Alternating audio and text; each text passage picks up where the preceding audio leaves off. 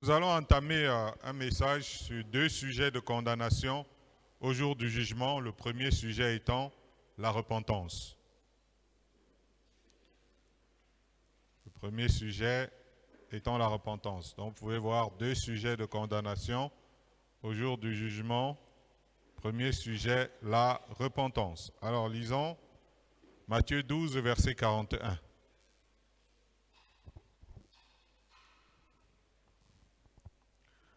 Matthieu 12, 41. chapitre 12, verset 41. La Bible dit ceci: Les hommes de Ninive se lèveront au jour du jugement avec cette génération et la condamneront, parce qu'ils se repentirent à la prédication de Jonas. Et voici, il y a ici plus que Jonas. Amen. Gloire à Dieu. Qui ne connaît l'histoire du prophète Jonas? Celui-là même qui ne voulait pas aller à Ninive sur ordre de Dieu et que Dieu a obligé à y aller. Il était question que Jonas y annonce un message de jugement contre cette nation qui s'était détournée de Dieu pour se livrer au péché et à toutes sortes d'abominations. Jonas qui condamnait cette effectivement périr, puisque là Dieu était en train de parler d'un jugement contre eux.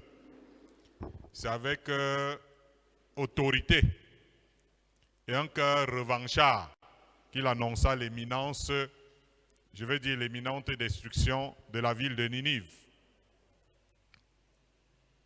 À sa grande surprise, à l'écoute de sa prédication, les gens de Ninive, depuis le roi jusqu'au plus petit, furent touchés et prirent un jeûne de repentance, regrettant profondément les péchés et toutes les fautes qu'ils avaient commises, dans l'espérance que Dieu le voie et qu'il révoque son jugement contre eux.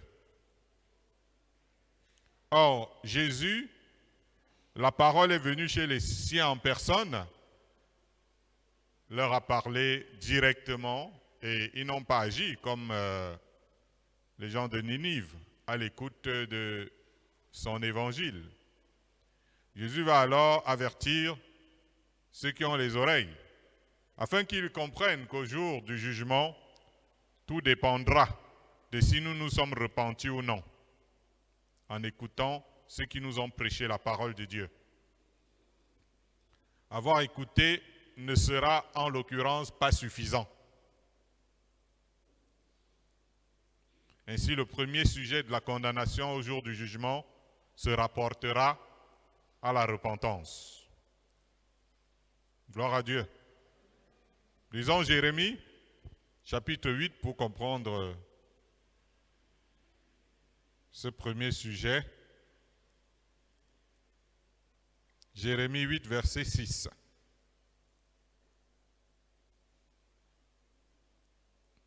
Jérémie 8, verset 6. Jérémie chapitre 8, verset 6. Je suis attentif et j'écoute. Il ne parle pas comme il devrait. Aucun ne se repent de sa méchanceté et ne dit: qu'ai-je fait? Tous reprennent leur course comme un cheval qui se lance au combat. Amen. Gloire à Dieu. Il n'y a pas eu un peuple ayant le plus eu à écouter les messages d'envoyés de Dieu comme la nation d'Israël. Peut-être après eux, c'est vous. La plupart du temps, cela ne leur servait à rien. Le Seigneur parle ainsi à Ézéchiel, qui s'égosillait tous les jours à rapporter fidèlement la parole de Dieu au peuple. Dieu lui dit: voici, tu es pour eux comme un chanteur agréable, possédant une belle voix et habile dans la musique. Ils écoutent tes paroles, mais ils ne les mettent pas en pratique. Donc Dieu est en train de lui dire que sa prédication a été devenue comme un concert. C'était agréable, mais quant à mettre en pratique, ça c'était une autre histoire. Il fallait pourtant les voir silencieux, prenant les notes et autres enregistrements dans les téléphones, sauf que la pratique, c'était nada. Quand le message passe, le Seigneur suit effectivement, attentivement, la réaction de ceux qui écoutent pour voir ce qu'ils vont en faire. L'Éternel espère, il espère de tout son cœur que les croyants, après avoir écouté le message, regretteront profondément et auront le désir sincère de réparer leurs mauvaises actions.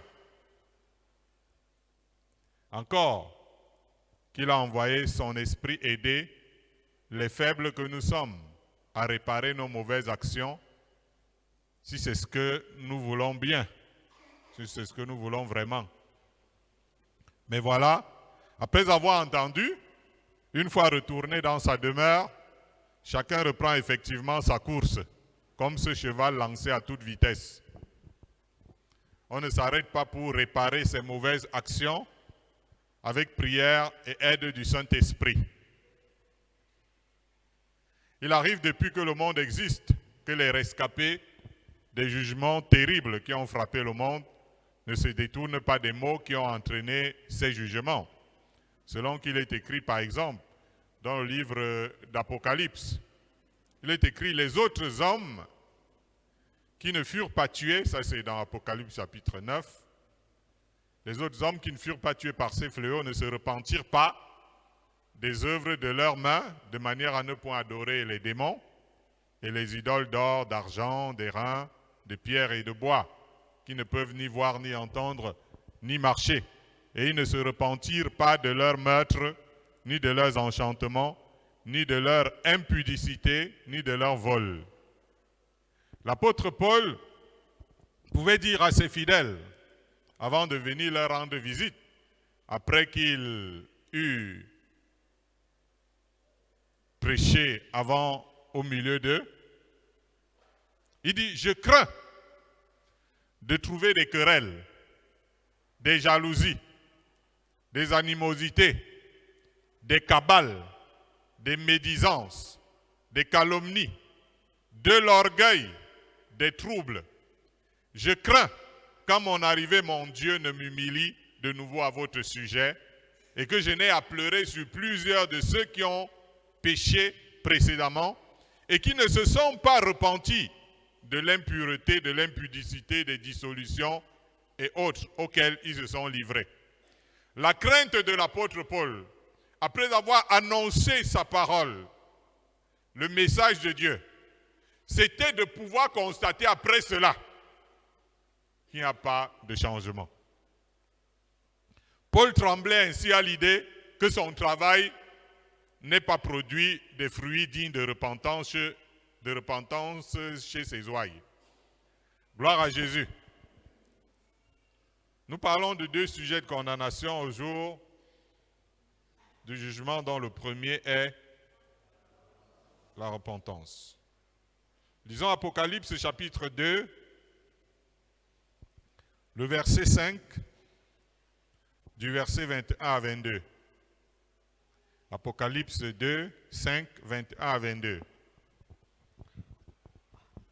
Apocalypse chapitre 2, verset 5, il est écrit « Souviens-toi donc d'où tu es tombé, repens-toi et pratique tes premières œuvres, sinon je viendrai à toi et j'ôterai ton chandelier de sa place, à moins que tu ne te repentes. » Versets 21 et 22. « Je lui ai donné du temps afin qu'elle se repentît, et elle ne veut pas se repentir de son impudicité. Voici, je vais la jeter sur un lit et envoyer une grande tribulation à ceux qui commettent adultère avec elle, à moins qu'ils ne se repentent de leurs œuvres. Amen. » Amen. Normalement, le fait que la parole de Dieu soit là pour nous réveiller et nous aider à voir clair sur nos méfaits, nous ne devons pas mettre ce que nous avons entendu aux oubliettes. Nous devons continuer de méditer sur ce que nous avons entendu, d'où les notes, d'où les enregistrements et autres. Il réfléchit vraiment profondément en vue d'une réforme de nos voies. Il y en a qui ont rétrogradé alors qu'avant ils pratiquaient ce qui est bien. Corrompus par les mauvaises compagnies et autres, ils sont retournés à ce qu'ils avaient vomi. Tant qu'il y a de la vie, dit l'autre. Tant qu'il y a de la vie, c'est pourquoi il arrive que le Seigneur nous tende à nouveau la main, dans l'espoir que nous retrouvions notre premier amour. Mais en ce moment-là, c'est cela, la douleur qu'on peut ressentir de ses péchés, de son égarement, qui va nous restaurer sur le droit chemin. C'est cette douleur-là. Lorsque vous arrivez à la douleur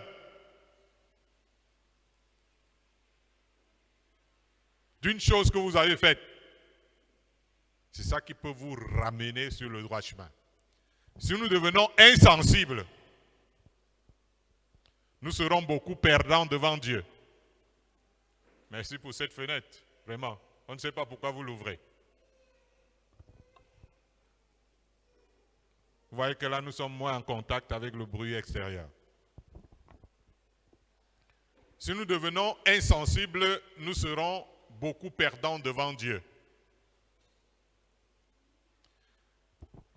Avant qu'arrive le jugement ou le fouet de Dieu sur nous, il nous donne d'abord le temps d'être touchés et de regretter nos mauvais actes. Quand c'est sans remède, il envoie des tribulations, malgré lui, dans l'espoir que sa chicotte va nous faire prendre de bonnes résolutions. Combien de personnes aiment à évoquer les malheurs qui arrivent à certaines nations? Jésus répond aux Juifs de son époque, après le massacre par Pilate des Galiléens, à qui il avait pourtant prêché l'évangile, puisque c'est par la Galilée qu'il avait commencé.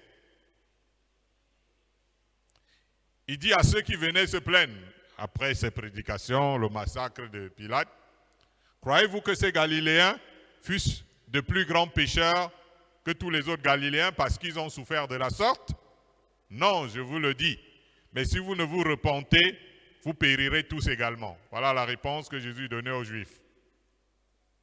Qu'est-ce qui s'est passé après qu'il a dit ça? Ils ne se sont pas repentis. Et la parole qu'il avait dite s'est accomplie. En l'an 70, toute leur nation a été détruite. En ce moment-là, c'était qu'une partie des Galiléens. Il a dit, si vous ne vous repentez pas, vous périrez tous également.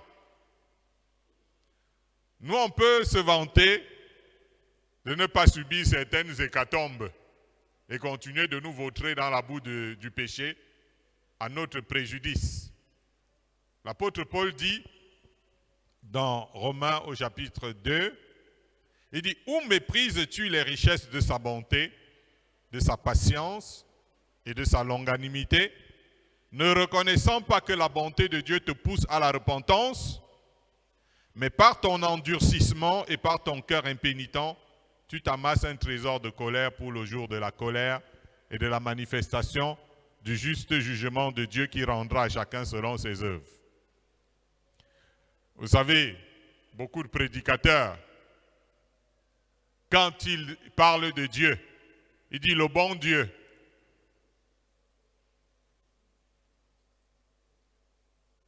Le bon Dieu.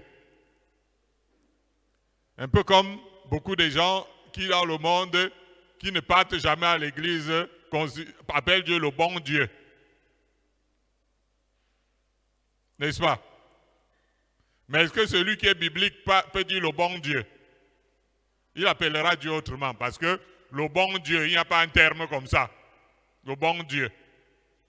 Donc il va préférer utiliser les termes bibliques de Dieu. Alléluia. Même si Dieu est bon. Mais il n'y a pas quelque part où c'est écrit le bon Dieu. Et si je suis bibliste et que je dois appeler Dieu, je ne veux pas l'appeler par un nom qui n'est pas écrit dans la Bible, au bon Dieu. Ça n'enlève pas que Dieu est bon. C'est pour dire que lorsque nous nous habituons à le bon Dieu, ça nous permet de faire tout ce que nous avons envie de faire, oubliant que le bon Dieu pourra devenir le terrible Dieu au jour du jugement. Et que, en nous endurcissant, en fermant l'oreille, oh, dis donc, l'homme de Dieu là, vraiment, il est trop dur, vraiment, il dérange. Alors qu'il y a d'autres pasteurs que gars, et ils disaient les bonnes choses, on est content. Et lorsque tu es en train de t'endurcir, tu es en train de t'amasser, tu cotises la colère de Dieu contre ta vie.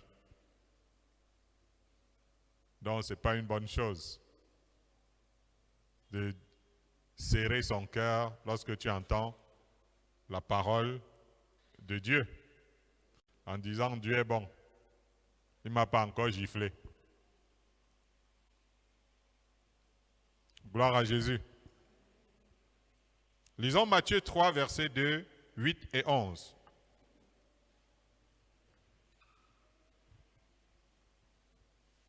Matthieu 3, 2, 8 et 11.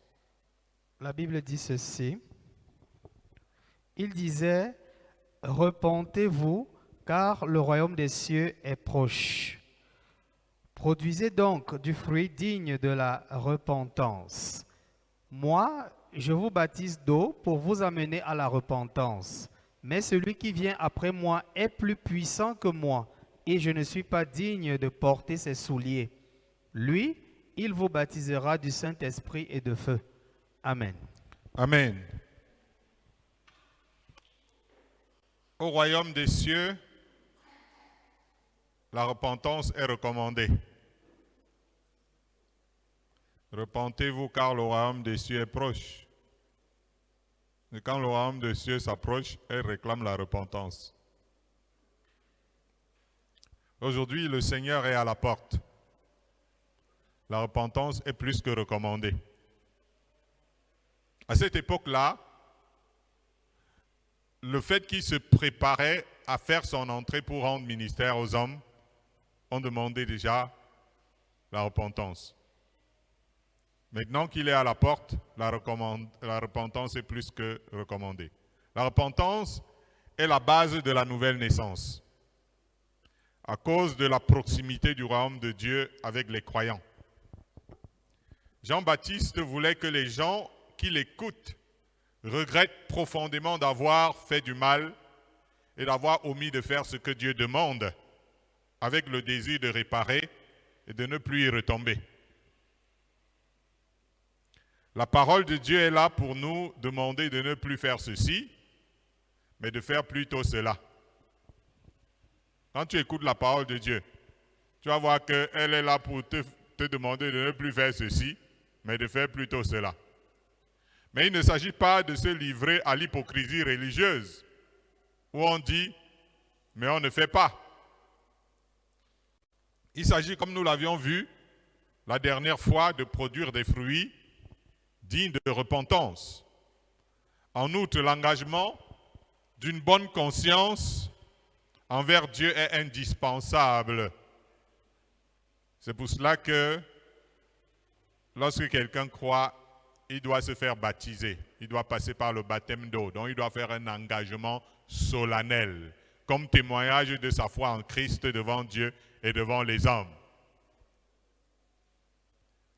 Donc, si tu as cru au Seigneur Jésus et que tu es en train de vivre sans jamais avoir pris un engagement solennel, baptême dans l'eau, comme Jésus lui-même l'a fait, s'est engagé envers nous, c'est qu'il y a quelque chose qui ne va pas par rapport à la bonne conscience.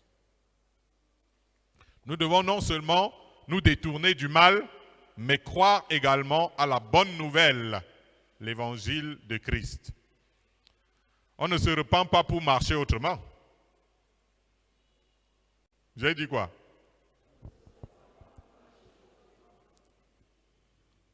À travers l'évangile, Dieu nous reprend. Il nous reprend contre nos péchés.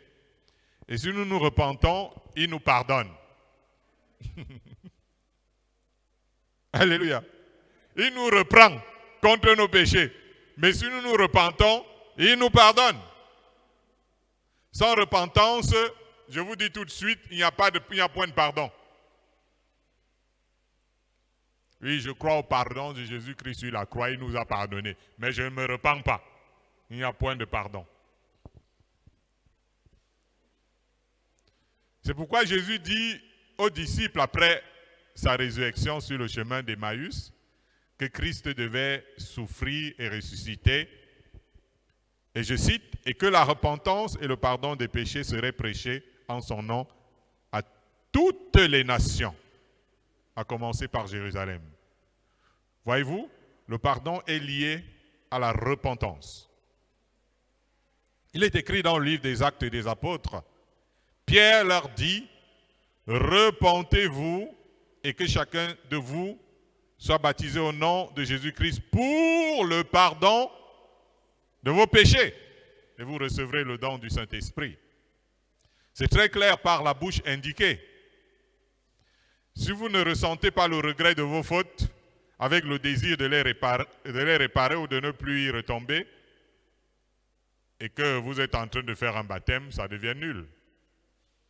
Vos péchés vont demeurer. C'est pour ça que l'apôtre Pierre, parlant du baptême de repentance dans l'eau, dit c'est l'engagement d'une bonne conscience. Donc ce n'est pas juste bon, je me plonge le corps dans l'eau. Pierre dit repentez-vous et convertissez-vous pour que vos péchés soient effacés. Repentez-vous et convertissez-vous, je le cite, pour que vos péchés soient effacés. C'est dire que la conversion, la vie transformée, doit suivre la repentance sincère.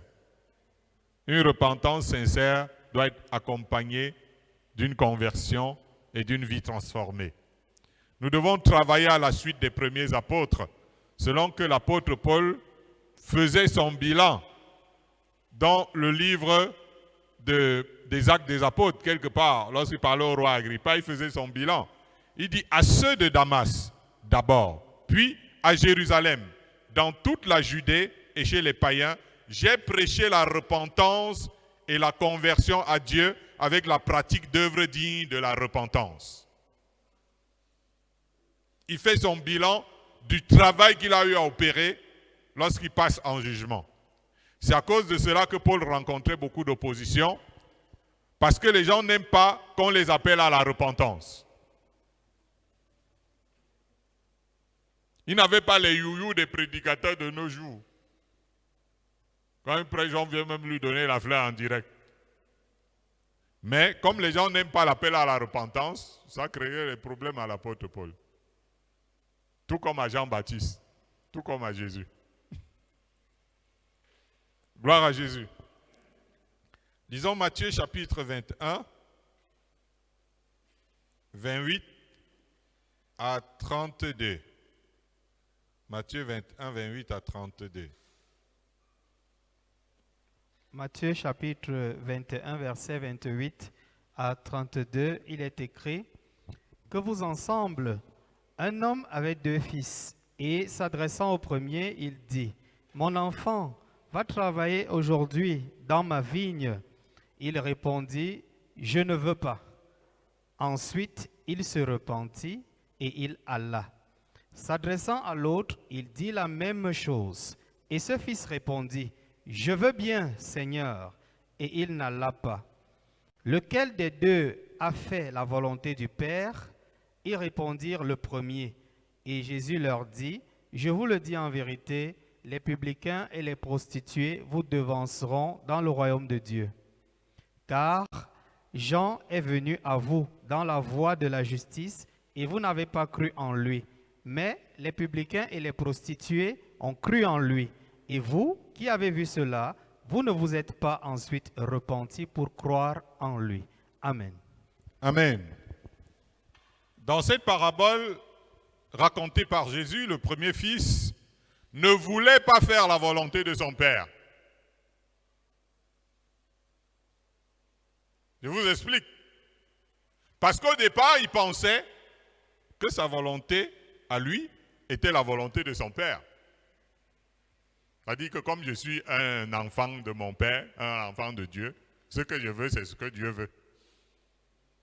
Daouda Mouchangwa dit ce que femme veut, Dieu le veut. C'est un gros menteur.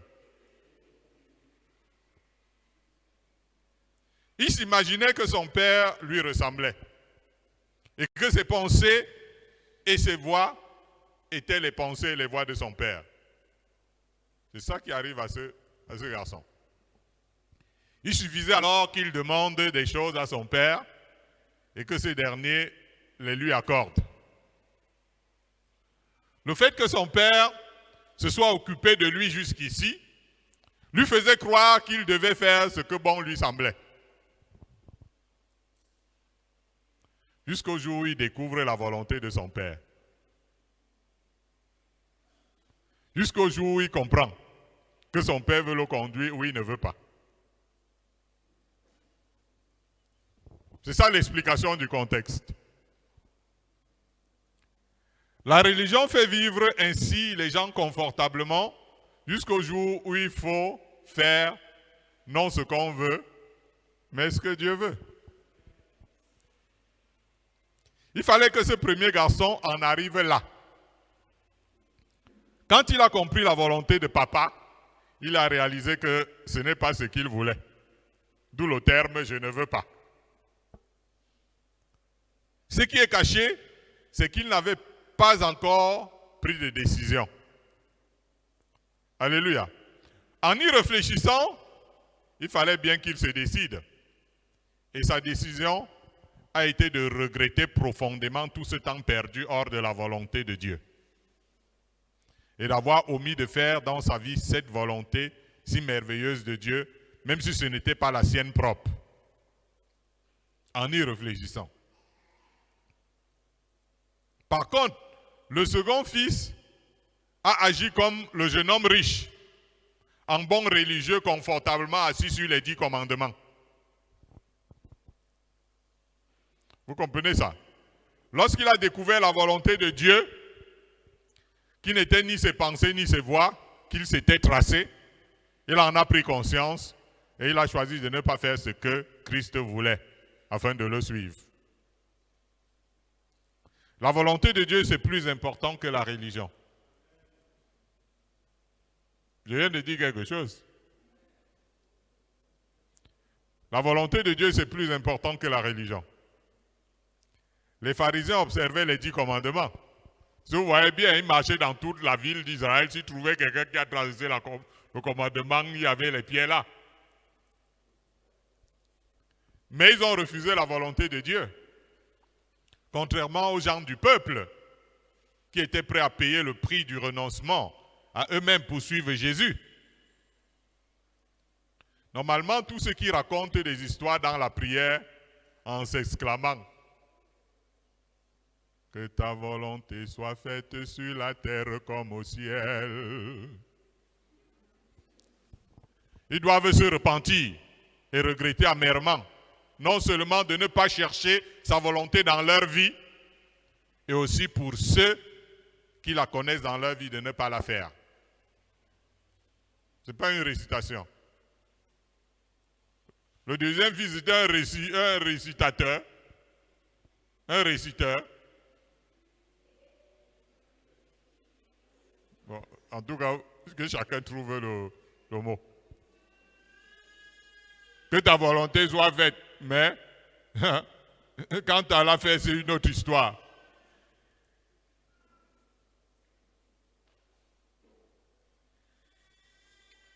Ce que Dieu veut, c'est que tu comprennes qu'il n'y a pas seulement le degré de repentance, j'ai volé, j'ai menti, j'ai ceci. Tu dois regretter de ne pas avoir fait la volonté de Dieu dans ta vie.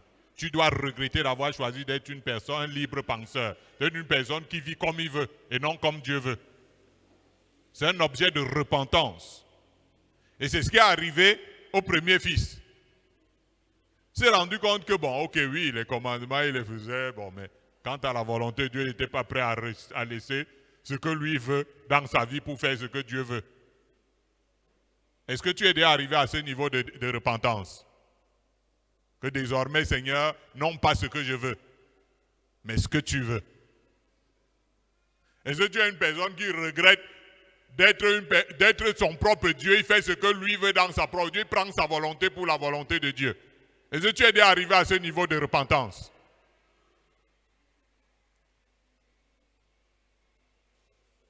Tu vois, tu pratiques la religion. Mais quand tu as ta vie, tu es le souverain. Tu es donc comme le second fils, les pharisiens, qui font la religion. Regardez les 10 commandements, mais ils ne cherchent pas la volonté de Dieu, ils ne cherchent même pas à la faire. Parce que, regarde les 10 commandements, il fait ce qu'il veut dans sa vie. C'est ça l'iniquité. Ah. Gloire à Dieu. C'est ça l'iniquité, mes chers amis. Alors, lisons. Ça fait partie de l'iniquité. Lisons 2 Corinthiens 7, versets 9 à 11, B. Parce que ça s'arrête à quelle punition?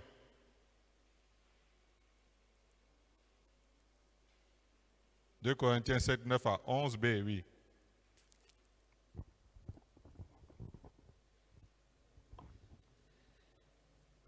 2 Corinthiens chapitre 7, versets 9 à 11b, la Bible dit ceci. « Je me réjouis à cette heure, non pas de ce que vous avez été attristés, mais de ce que votre tristesse vous a porté à la repentance.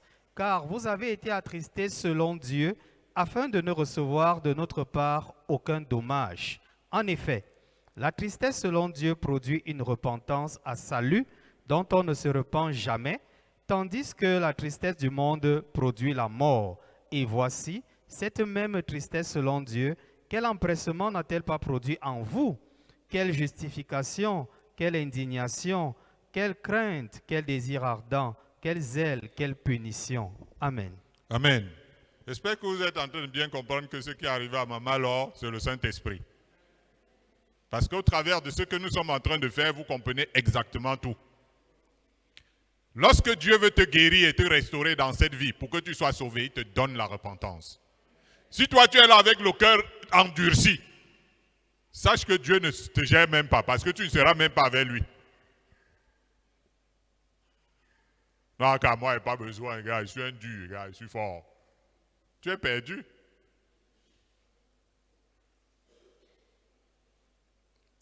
Ce que Dieu aime, c'est un cœur repentant.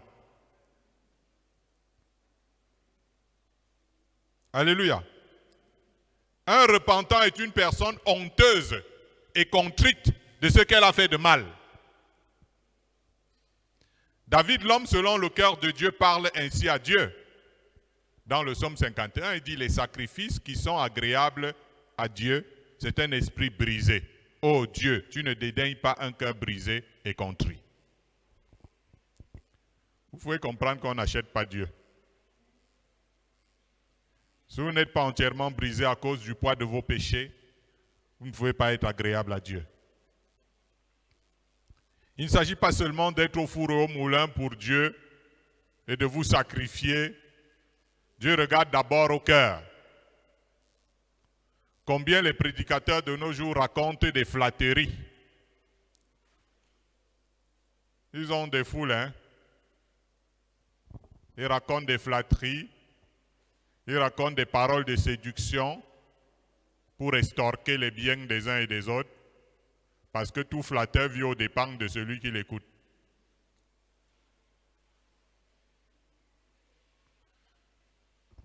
Les prédicateurs de nos jours ont peur de choquer les gens.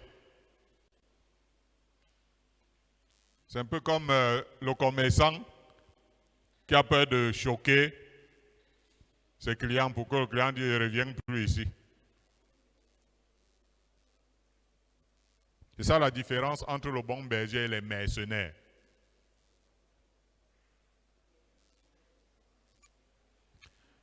Mais la parole est une épée du Saint-Esprit qui blesse les cœurs. C'est écrit où? Hébreux 4, verset 12. Dans Hébreux 4, verset 12, on dit que la parole de Dieu, c'est une épée qui blesse les cœurs. C'est Dieu qui blesse. C'est Dieu qui blesse et c'est lui qui guérit les cœurs repentants.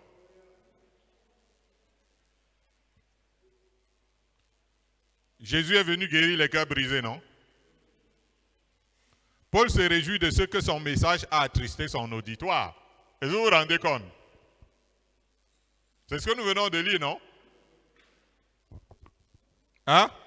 Je me réjouis, je cite, à cette heure, non pas de ce que vous avez été attristés, mais de ce que cette tristesse vous a porté à la repentance.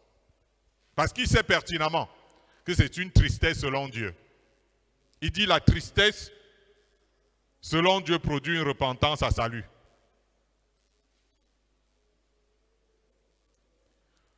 On ne peut pas regretter de pousser les gens à la repentance. Alléluia. On ne peut pas regretter de pousser les gens à la repentance, tant et si bien que c'est pour le salut de leurs âmes. C'est cette honte de soi et cette douleur de cœur devant Dieu qui crée un véritable zèle pour Dieu. Et non un faux zèle. C'est ce qui fait qu'on commence à chercher vraiment la face de Dieu. Dès lors, on commence à aimer le bâton de Dieu. Parce qu'il nous apporte un vrai réveil en tout point, pour notre bien. Qui a déjà aimé le bâton de Dieu? Non, il y a des gens qui n'aiment pas. Le bâton de Dieu. Moi, j'ai appris à aimer le bâton de Dieu. Parce que je ne suis pas venu dans la foi avec les flatteries. Tu voyageras, tu seras ceci, tu seras ça. Jésus est entré dans ma chambre quand il était élève. Il m'a dit, tu vas souffrir. Tu vas souffrir. Et si tu passes par là, tu vas voir ma gloire. Waouh, c'était un super message. Vous n'avez jamais eu une expérience avec le Seigneur. Le jour où vous avez une expérience avec lui, ceux qui vous disent des merveilleuses choses, vous disent que tu vas souffrir. Waouh. Waouh. Ça, c'est un père, un vrai père, qui dit à son enfant, tu vas souffrir. Il dit, quand tu seras passé par là, voilà où tu seras. Et il m'a montré le royaume de Dieu. Comme ça, bam. Une ville merveilleuse. Ça fait que j'ai connu des déboires terribles. Et je me souviens un jour, nous étions dans des galères, des choses terribles. J'étais élève.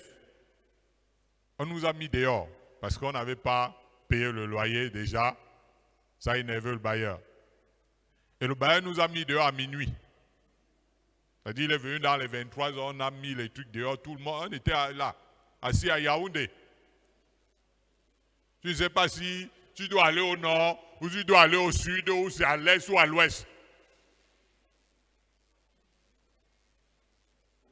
Et je me souvenais des paroles que le Seigneur m'avait montrées, que tu vas souffrir. Et je disais, Seigneur, il n'y a pas de problème. Au moment où on était dehors, je n'étais pas en train de dire, ouais Seigneur, qu'est-ce qui se passe? Oh Dieu, vraiment, tu nous as abandonnés. Oh Seigneur, vraiment, est-ce que tu existes en vrai? Est-ce que Seigneur, vraiment, si je suis ton enfant, aussi vrai que je prie? Oh Seigneur, zéro. Je ne sais pas ce qu'en pensaient les autres. Je me souvenais de ce que le Seigneur m'avait dit, que tu vas porter ta croix. Si tu portes ta croix et tu me suis, tu seras mon disciple. Ah ouais, donc c'est ça le chemin. Merci Seigneur. Maintenant, je ne sais pas si tu vas faire qu'on devienne comme les fous ici ou bien tu vas gérer la situation. Trouve une solution. Après, il a envoyé 2 frères qui avaient des maisons. Chacun nous a donné une place où rester. En attendant. Alléluia. Alors, quand je suis en train de dire que la vraie repentance nous pousse à commencer à chercher vraiment la face de Dieu. Et j'ai ajouté que dès lors, on commence à aimer le bâton de Dieu. Vous avez dit que quoi? Mais je vous ai pris mon exemple. Parce que le bâton de Dieu nous apporte un vrai réveil en tout point. Pour notre bien. Et tu sais que c'est Dieu qui contrôle tout sur la terre. Alors, si tu es dehors, ça fait quoi? Il est au contrôle. C'est pas que quand Quand quelqu'un me bénit, oui, Dieu est au contrôle de ma vie. Si c'est que ça ne donne pas vraiment, est-ce que Dieu encore me voit encore? C'est parce que vous avez été mal formé, mal enseigné par les pentecôtistes. Vous connaissez les pentecôtistes? Est-ce que j'ai cité un contemporain là? J'ai dit quoi? Donc si quelqu'un entend mal là, il n'a pas dit que j'ai dit que les autres là, c'est ça langage. Il est écrit dans la Bible, dans le livre d'Hébreux. On dit, Dieu nous châtie pour notre bien. C'est ma parole. Regardez bien Hébreux 12. Dieu nous châtie pour... Ah bon? Quand il entend souvent une parole de Dieu, il dit à Dieu, ah bon? Dieu nous châtie pour notre bien, afin que nous participions à sa sainteté. Je sais que mon témoin a fait du bien à quelqu'un. Vraiment, ma vie est en l'air. Ta vie n'est pas en l'air, Dieu contrôle. Nous sommes voici ici. Ok. Il est vrai que tout châtiment semble d'abord un sujet de tristesse et non de joie. Je cite ce que la Bible dit. Hébreux 12. Mais il produit plus tard, pour ceux qui ont été ainsi exercés, un fruit paisible de justice. Si Dieu te reprend donc, d'une manière ou d'une autre, dis-toi que c'est pour ton salut. Alléluia. Dis-toi que c'est un vrai ministre de Dieu doit apprendre à redresser les gens, mais avec amour. Mais pas avec haine. Alléluia. C'est avec amour. Selon que Paul dit, dans l'espérance que Dieu leur donnera la repentance pour arriver à la connaissance de la vérité. Et que revenus à leur bon sens, ils se dégageront des pièges du diable qui s'est emparé d'eux pour les soumettre à sa volonté. Gloire à Jésus.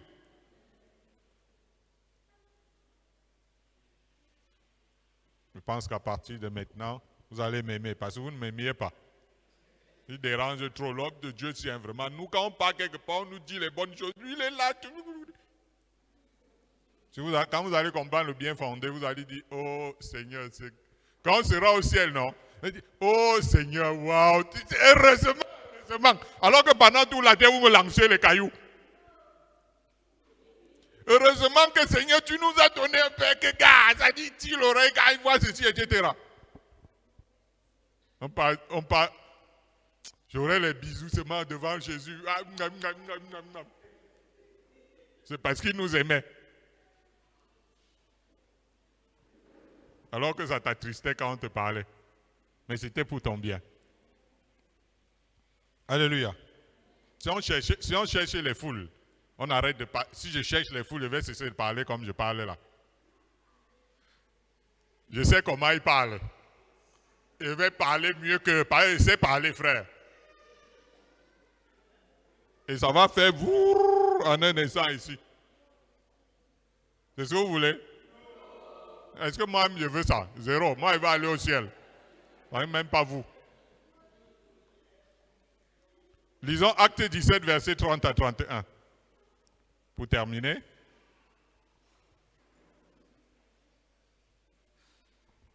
Acte chapitre 17, verset 30 à 31. Dieu, sans tenir compte des temps d'ignorance, annonce maintenant à tous les hommes, en tout lieu, qu'ils aient à se repentir, parce qu'il a fixé un jour où il jugera le monde selon la justice par l'homme qu'il a désigné, ce dont il a donné à tous une preuve certaine en le ressuscitant des morts. Amen. Amen. L'apôtre Paul, dans ce passage, dit qu'il y a un jour que Dieu a fixé pour juger le monde selon sa justice, par Jésus-Christ. Et avant que ce jour arrive, il appelle tous les hommes qui aient à se repentir.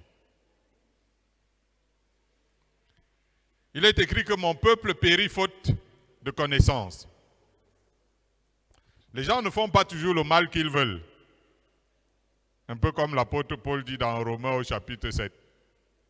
Il y en a qui ne sont même pas conscients qu'ils font mal. Peu importe que vous l'ayez fait exprès ou pas. Le plus important, c'est que vous écoutiez l'évangile du salut. L'évangile de prospérité n'est pas l'évangile du salut. Voilà. Il y a un qui dit, je ne pas là-bas.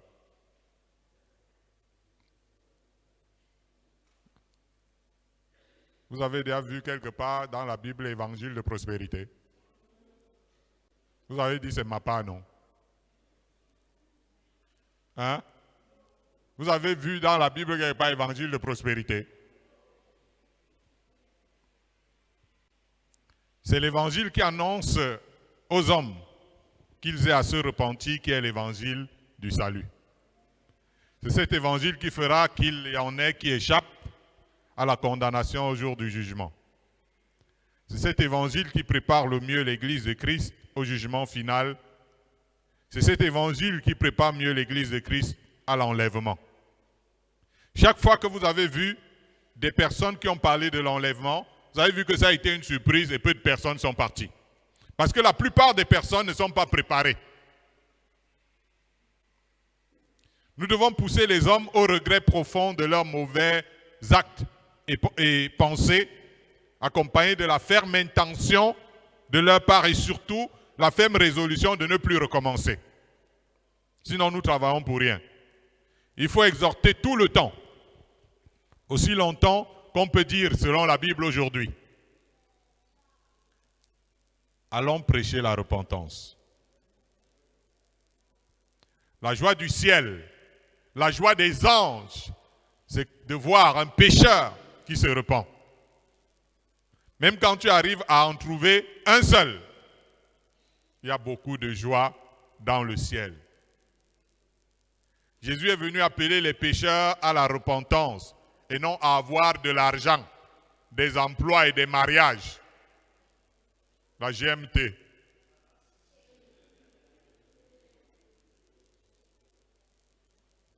Si les croyants ne se repentent pas, ils seront de mauvais riches.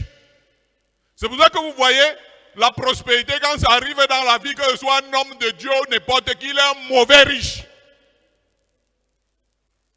Parce qu'il n'a pas eu le temps de se repentir avant d'être béni. Si les croyants ne se repentent pas, ils seront de mauvais employés. Si les croyants ne se repentent pas, ils seront de mauvais mariés. Donc la repentance est la base. Sinon, quelle que soit la GMT que tu as là-bas devant, tu seras mauvais dans ça.